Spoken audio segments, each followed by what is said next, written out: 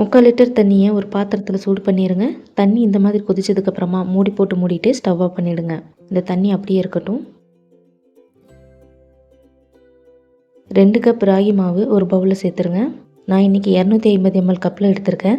Measuring cup இல்லைனா 1/2 kilo ragi மாவு எடுத்துக்கோங்க, கரெக்டாக இருக்கும். இப்போ இந்த மாவுக்கு தேவையான அளவு உப்பு சேர்த்துட்டு நல்லா மிக்ஸ் பண்ணி விடுங்க.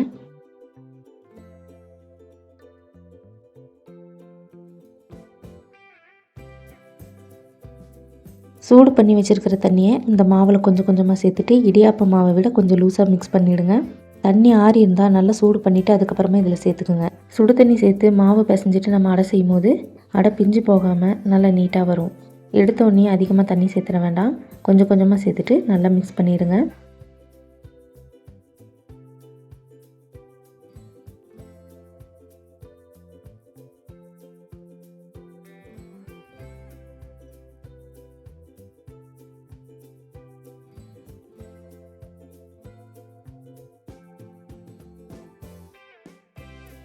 மாவு நமக்கு இந்த பதத்தில் இருக்கணும். ரொம்ப தண்ணியாகவும் இருக்கக்கூடாது, ரொம்ப திக்காகவும் இருக்கக்கூடாது. இதுதான் கரெக்டான பக்குவம்.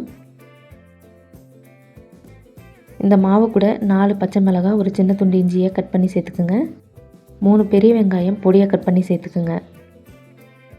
2 கேரட்டை இந்த மாதிரி துருவி சேர்த்துக்குங்க. ஒரு கைப்பிடி கொத்தமல்லி இலை, 2 கொத்து கருவேப்பிலையை பொடியாக கட் பண்ணி சேர்த்துட்டு நல்லா மிக்ஸ் பண்ணி விடுங்க. இந்த மாவில் ஆல்ரெடி நம்ம உப்பு சேர்த்துருப்போம், தேவைப்பட்டால் சேர்த்துக்குங்க.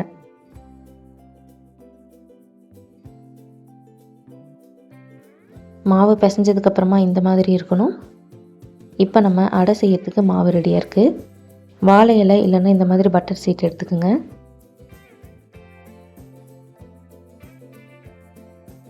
எண்ணெயை கொஞ்சமாக கையில் அப்ளை பண்ணிக்கோங்க, அப்போ தான் மாவு கையில் ஒட்டாமல் இருக்கும்.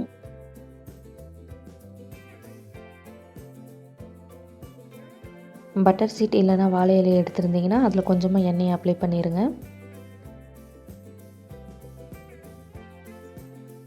எண்ணெய் இந்த மாதிரி நல்லா அப்ளை பண்ணதுக்கப்புறமா கொஞ்சமாக மாவை எடுத்துகிட்டு ரொம்ப திக்காகவும் இல்லாமல் ரொம்ப தின்னாகவும் இல்லாமல் ஒரு மீடியம் சைஸில் அடையை தட்டிக்குங்க.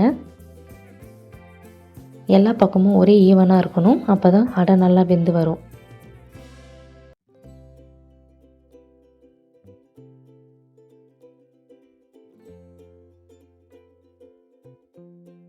அடையை தட்டி முடிச்சதுக்கப்புறமா இந்த மாதிரி சின்ன சின்ன ஹோல்ஸ் போட்டுருங்க.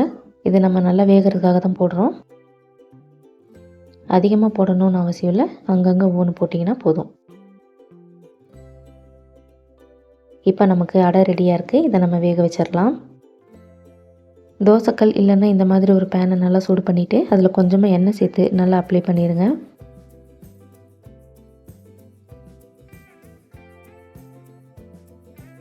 ரெடி பண்ணி வச்சுருக்கிற அடையை சேர்த்துக்குங்க. மேலே இருக்கிற பட்டர் சீட் இல்லைன்னா வாழை இலையை எடுத்துருங்க. இதே மாதிரி தான் எல்லா அடையும் நம்ம செஞ்சுட்டு சுட்டு எடுத்துக்கணும். இந்த ஹோல்ஸ்லலாம் கொஞ்சமாக எண்ணெய் இல்லைன்னா நெய் சேர்த்துக்குங்க. நெய் சேர்த்தும் போது உருக்கி சேர்த்துக்குங்க. இந்த மாதிரி எண்ணெய் சேர்த்து வேக வைக்கும் போது நல்லா அடை வெந்துடும். ஒரு பக்கம் எண்ணெய் சேர்த்திக்கினா போதும், 2 பக்கம் சேர்த்த தேவையில்லை. இந்த மாதிரி நல்லா வெந்ததுக்கப்புறமா திருப்பி விடுங்க.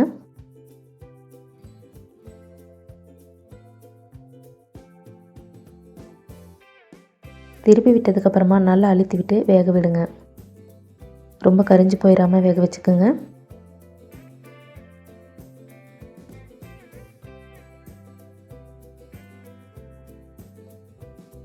இப்போ நமக்கு அடை ரெடி ஆயிடுச்சு. இதே மாதிரி மிச்சம் இருக்கிற மாவுலேயும் செஞ்சுக்கோங்க. ராகி அடை ரெடி ஆயிடுச்சு. இதுக்கு நமக்கு சட்னி சாம்பார் எதுவுமே தேவையில்லை, சும்மா சாப்பிட்றதுக்கே ரொம்பவே நல்லாயிருக்கும். இதை நீங்கள் மார்னிங் பிரேக்ஃபாஸ்ட் இல்லைன்னா ஈவினிங் ஸ்நாக்ஸாக கூட செஞ்சுக்கலாம். இது ஒன்று சாப்பிட்டாலே போதும், நல்ல ஃபில்லிங்காக இருக்கும். இந்த அடை செய்கிறதுக்கு நமக்கு 10 நிமிஷம் இருந்தால் போதும், டக்குன்னு செஞ்சு முடிச்சிடலாம். இந்த ரெசிபி உங்களுக்கு பிடிச்சிருக்குன்னு நினைக்கிறேன். பிடிச்சிருந்தா செஞ்சு பார்த்துட்டு எப்படி இருக்குன்னு கமெண்ட்ஸில் சொல்லுங்கள். மறக்காமல் உங்கள் ஃப்ரெண்ட்ஸ் அண்ட் ஃபேமிலிக்கும் ஷேர் பண்ணிவிடுங்க. நம்ம சேனலை சப்ஸ்கிரைப் பண்ணாதவங்க சப்ஸ்கிரைப் பண்ணிக்கோங்க. பக்கத்தில் இருக்க பெல் ஐக்கானையும் கிளிக் பண்ணிவிடுங்க. இந்த ரெசிபியில் வர ஒவ்வொரு பொருளோட அளவையும் நான் டிஸ்கிரிப்ஷனில் கொடுக்குறேன், மறக்காமல் செக் பண்ணி பாருங்கள். இவ்வளவு நேரம் நம்ம வீடியோவை பார்த்ததுக்கு ரொம்ப நன்றி. இன்னொரு சூப்பரான இன்ட்ரெஸ்டிங்கான ரெசிபியோட வர வரைக்கும் பாய்.